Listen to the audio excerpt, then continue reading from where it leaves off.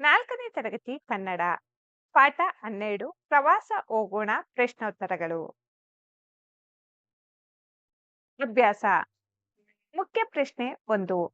ಒಂದೊಂದು ವಾಕ್ಯದಲ್ಲಿ ಉತ್ತರ ಬರೆಯಿರಿ.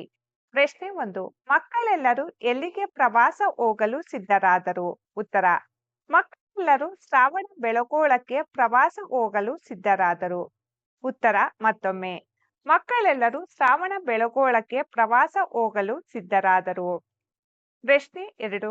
ಪ್ಲಾಟ್ಫಾರಂ ಎಂದರೇನು? ಉತ್ತರ: ಪ್ಲಾಟ್ಫಾರಂ ಎಂದರೆ ರೈಲು ಬಂದು ನಿಲ್ಲಲು ಮತ್ತು ಹೊರಡಲು ನಿಗದಿಪಡಿಸಿರುವ ಜಾಗ. ಮತ್ತೊಮ್ಮೆ: ಪ್ಲಾಟ್ಫಾರಂ ಎಂದರೆ ರೈಲು ಬಂದು ನಿಲ್ಲಲು ಮತ್ತು ಹೊರಡಲು ನಿಗದಿಪಡಿಸಿರುವ ಜಾಗ. ಪ್ರಶ್ನೆ 3. ರೈಲ್ವೆ ನಿಲ್ದಾಣದಲ್ಲಿ ಮಕ್ಕಳು ಯಾರ ಜೊತೆ ಸಂವಾದ ನಡೆಸಿದರು? ಉತ್ತರ: ರೈಲ್ವೆ ನಿಲ್ದಾಣದಲ್ಲಿ ಮಕ್ಕಳು ಕೆನಡಿ, ಮಧು ಮತ್ತು ರಾಜು ಜೊತೆ ಸಂವಾದ ನಡೆಸಿದರು. ಉತ್ತರ: ರೈಲ್ವೆ ನಿಲ್ದಾಣದಲ್ಲಿ ಮಕ್ಕಳು ಕೆನಡಿ, ಮಧು ಮತ್ತು ರಾಜು ಜೊತೆ ಸಂವಾದ ನಡೆಸಿದರು. ಪ್ರಶ್ನೆ 4. ರೈಲು ಯಾವ ಶಬ್ದ ಮಾಡುತ್ತಾ ಚಲಿಸುತ್ತದೆ? ಉತ್ತರ: ರೈಲು ಚುಕುಬುಕು ಚುಕುಬುಕು ಎಂದು ಶಬ್ದ ಮಾಡುತ್ತಾ ಚಲಿಸುತ್ತದೆ. ಉತ್ತರ: ರೈಲು ಚುಕುಬುಕು ಚುಕುಬುಕು ಎಂದು ಶಬ್ದ ಮಾಡುತ್ತಾ ಚಲಿಸುತ್ತದೆ. ಮುಖ್ಯ ಪ್ರಶ್ನೆ 2. 2 ಅಥವಾ 3 ವಾಕ್ಯಗಳಲ್ಲಿ ಉತ್ತರ ಬರೆಯಿರಿ. ಪ್ರಶ್ನೆ ಸಂಖ್ಯೆ 1. ಬೆಳಗೊಳ ಬೆಟ್ಟದಲ್ಲಿ ಮೂರ್ತಿಗಳನ್ನು ನೋಡುತ್ತಿದ್ದರೆ ಭಕ್ತಿ ಏಕೆ ಉಕ್ಕಿ ಬರುತ್ತದೆ?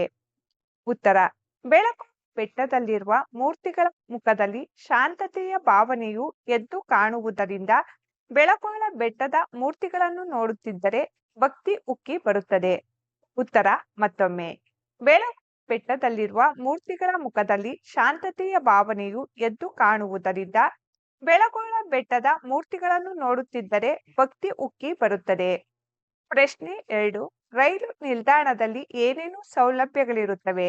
ಉತ್ತರ: ರೈಲ್ವೆ ನಿಲ್ದಾಣದಲ್ಲಿ ವಿಶ್ರಾಂತಿ ಕೊಠಡಿ, ಲಗೇಜ್ ರೂಮ್, ಶೌಚಾಲಯ, ಕುಡಿಯುವ ನೀರು, ಹೋಟೆಲ್ ಇತ್ಯಾದಿಗಳ ಸೌಲಭ್ಯಗಳಿರುತ್ತವೆ.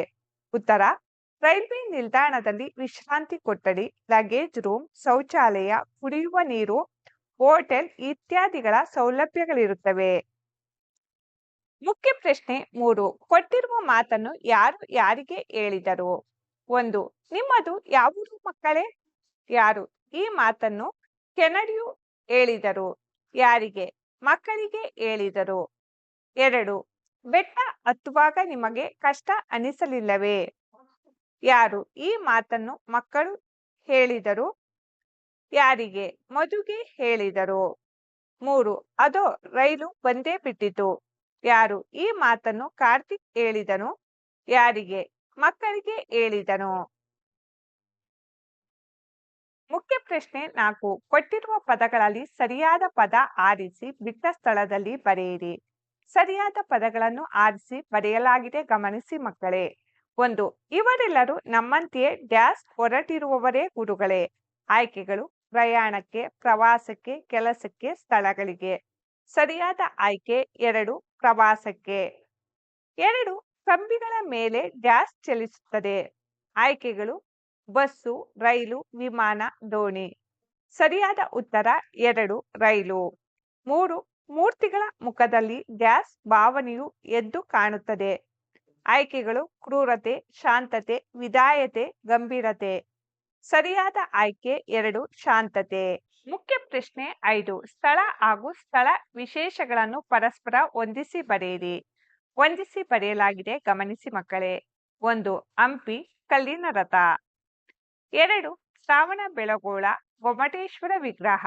3. ವಿಜಯಪುರ ಗೋಲ್ ಗುಂಬಜ್. 4. ಬೆಂಗಳೂರು ವಿಧಾನಸೌಧ. ಭಾಷಾ ಚಟುವಟಿಕೆ. ಮುಖ್ಯ ಪ್ರಶ್ನೆ 1. ಮಾದರಿಯಲ್ಲಿ ಸೂಚಿಸಿರುವಂತೆ ಪ್ರಶ್ನಾರ್ಥಕ ವಾಕ್ಯ ರಚಿಸಿ. ಮಾದರಿ: ವಿಧಾನಸೌಧ ಬೆಂಗಳೂರಿನಲ್ಲಿದೆ. ಇದಕ್ಕೆ ಸರಿಹೊಂದುವ ಪ್ರಶ್ನೆ: ವಿಧಾನಸೌಧ ಯಾವ ಊರಿನಲ್ಲಿದೆ? 1. ಮಕ್ಕಳು ಮೈಸೂರಿಗೆ ಪ್ರವಾಸ ಹೋದರು. ಇದಕ್ಕೆ ಸರಿಹೊಂದುವ ಪ್ರಶ್ನೆ ಈ ರೀತಿಯಾಗಿದೆ: ಮಕ್ಕಳು ಎಲ್ಲಿಗೆ ಪ್ರವಾಸ ಹೋದರು? 2.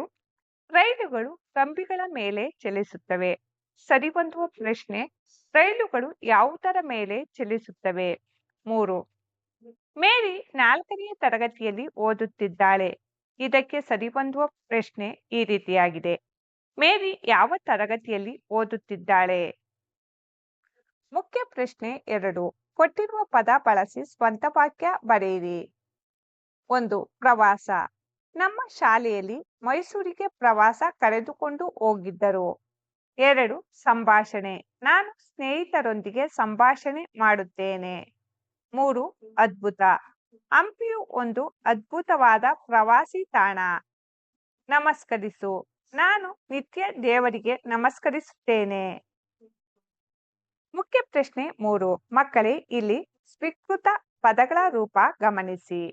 ಪದಗಳು: plate, clerk, luggage room, computer, rail, doctor, class, screw, photo, school, dress, conductor, platform, ticket counter, bag, police, engineer, driver. ಪ್ರಶ್ನೆ 4. ಮಾದರಿಯಲ್ಲಿ ಸೂಚಿಸಿರುವಂತೆ ಸೂಕ್ತ ಪದ ರಚಿಸಿ ಬರೆಯಿರಿ. ಮಾದರಿ: ಕೇಳು. ಕೇಳಿಯಾನು, ಕೇಳಿಯಾರು. ಅದೇ ರೀತಿ ಏಳು. ಏಳಿಯಾನು, ಏಳಿಯಾರು. ಹೋಗು. ಹೋಗಿಯಾನು, ಹೋಗಿಯಾರು. ಬೇಡು. ಬೇಡಿಯಾನು, ಬೇಡಿಯಾರು. ಮಾಡು. ಮಾಡಿಯಾನು, ಮಾಡಿಯಾರು. ಪ್ರಶ್ನೆ 5. ಮಾದರಿಯಂತೆ ಪದಬಳ್ಳಿ ರಚಿಸಿ. ಮಾದರಿ ಪದಬಳ್ಳಿ ಈ ರೀತಿಯಾಗಿದೆ. ಮರ. ಕೊನೆ ಅಕ್ಷರ ರ ಅಕ್ಷರದಿಂದ ರಸ, ಸ ಅಕ್ಷರದಿಂದ ಸರ, ರ ಅಕ್ಷರದಿಂದ ರಥ ಎಂಬ ಪದಬಳ್ಳಿಯನ್ನು ರಚಿಸಲಾಗಿದೆ. ಅದೇ ರೀತಿ ಮಕ್ಕಳೇ, ನೀವು ಪದಬಳ್ಳಿಯನ್ನು ರಚಿಸಿ. ಜನಕ. ಕನಕ, ಕಳಶ, ಸರತಿ. ವನಜ. ಜಲಜ, ಜನಕ, ಕಮಲ. ಭವನ. ನಯನ, ನಮನ, ನಗರ. ಬಳಕೆ ಚಟುವಟಿಕೆ. ಪ್ರಶ್ನೆ 1. ನೀವು ಪ್ರವಾಸದಲ್ಲಿ ನೋಡಿದ ಸ್ಥಳಗಳ ಹೆಸರುಗಳನ್ನು ಪಟ್ಟಿ ಮಾಡಿ. ಧರ್ಮಸ್ಥಳ, ಕುಕ್ಕೆ ಸುಬ್ರಹ್ಮಣ್ಯ, ಮಂಗಳೂರು, ಶೃಂಗೇರಿ, ಹೊರನಾಡು, ಮಡಿಕೇರಿ, ಆಗುಂಬೆ, ಮುರುಡೇಶ್ವರ, ಶ್ರವಣಬೆಳಗೊಳ, ಮೈಸೂರು ಇವು ನಾವು ಪ್ರವಾಸದಲ್ಲಿ ನೋಡಿದ ಸ್ಥಳಗಳು. ಪ್ರಶ್ನೆ 2.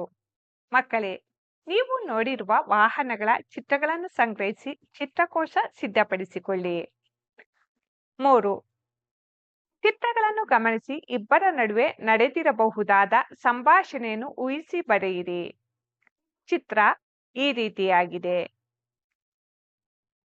ವೈದ್ಯ: ನಿನಗೆ ಏನು ತೊಂದರೆ ಆಗಿದೆ? ರೋಗಿ: ವಿಪರೀತ ಜ್ವರ, ಕೆಮ್ಮು, ನೆಗಡಿ ಬಂದಿದೆ. ವೈದ್ಯ: ಎಷ್ಟು ದಿನಗಳಿಂದ? ರೋಗಿ: 3-4 ದಿನಗಳಿಂದ ಸರ್. ವೈದ್ಯ: ಹಾಗಾದರೆ ಇಂಜೆಕ್ಷನ್ ಮಾತ್ರೆ ಕೊಡುತ್ತೇನೆ. ರೋಗಿ: ಸರಿ ಡಾಕ್ಟರ್, ಕೊಡಿ. ವೈದ್ಯ: ನೀವು ಕಾಯಿಸಿ ಆರಿಸಿದ ನೀರು ಹಾಗೂ ಪೌಷ್ಟಿಕ ಆಹಾರ ಸೇವಿಸಿ. ರೋಗಿ: ಧನ್ಯವಾದಗಳು ಸರ್. ಚಿತ್ರ 2. ಗಮನಿಸಿ ಮಕ್ಕಳೇ. Conductor: ticket ticket ticket. ಪ್ರಯಾಣಿಕ: ಒಂದು ಟಿಕೆಟ್ ಕೊಡಿ. ಕಂಡಕ್ಟರ್: ಎಲ್ಲಿಂದ ಎಲ್ಲಿಗೆ? ಪ್ರಯಾಣಿಕ: ಬೆಂಗಳೂರಿಂದ ಮೈಸೂರಿಗೆ. ಕಂಡಕ್ಟರ್: 150 ರು ಕೊಡಿ. ಪ್ರಯಾಣಿಕ: ತೆಗೆದುಕೊಳ್ಳಿ, ಟಿಕೆಟ್ ಕೊಡಿ. ಪ್ರಶ್ನೆ 4. ಯಾರು ಯಾವ ಮಾತನ್ನು ಹೇಳಿರಬಹುದು? ಗೆರೆ ಎಳೆದು ಹೊಂದಿಸು. ಗಮನಿಸಿ ಮಕ್ಕಳೇ. ಗೆರೆ ಎಳೆದು ಹೊಂದಿಸಲಾಗಿದೆ. 1. ಶಿಕ್ಷಕ: ಈ ಪಾಠವನ್ನು ಓದಿಕೊಂಡು ಬನ್ನಿ. 2. ದರ್ಜಿ ಅಂದರೆ ಟೈಲರ್: ನಿನಗೆ ಅಂಗಿ ಹೊಲಿಯಲು 2 ಮೀಟರ್ ಬಟ್ಟೆ ಬೇಕು. 3. ರೈತ: ಹೊಲಕ್ಕೆ ಮಧ್ಯಾಹ್ನ ಬುತ್ತಿ ತಾ. 4. ವೈದ್ಯೆ: ನಿನಗೆ ಎಷ್ಟು ದಿನಗಳಿಂದ ಜ್ವರವಿದೆ? 5. ಹೂವಾಡ ಕಿತ್ತಿ: ಮಾರಿಗೆ 10 ರೂಪಾಯಿ ಎಂಬ ಮಾತುಗಳನ್ನು ಹೇಳಿರುತ್ತಾರೆ.